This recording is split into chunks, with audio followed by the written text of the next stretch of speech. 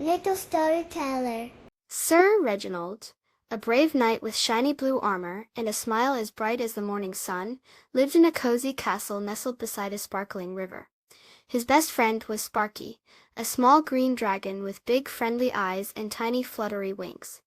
Sparky was a very happy dragon, but today he had a little problem: hiccups. Sparky hiccuped, and a tiny shimmering bubble floated from his nose. Pop! It made a little dew sound. He hiccuped again. Pop! Another bubble, this one, singing, Ray. Sir Reginald chuckled, his armor jingling gently. Your hiccups are making music, Sparky. Sparky giggled, then hiccuped again. Pop!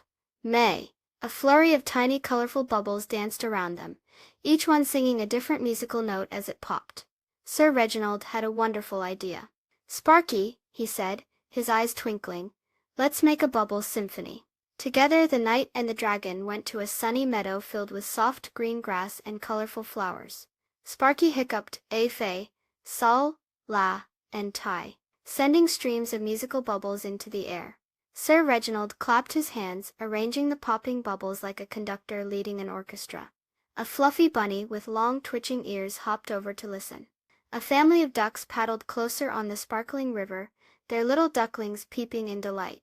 The musical bubbles floated and popped, creating a joyful melody that filled the meadow. Soon, Sparky's hiccups started to slow down. The last bubble floated up, shimmering with all the colors of the rainbow, and popped with a final sweet dew. Sparky felt much better, and the meadow was filled with happy smiles. Sir Reginald patted Sparky's snout.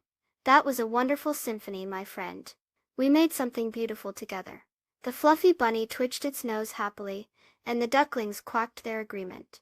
It was fun to work together and turn a little problem into a beautiful song for everyone to enjoy. Please subscribe. Thank you.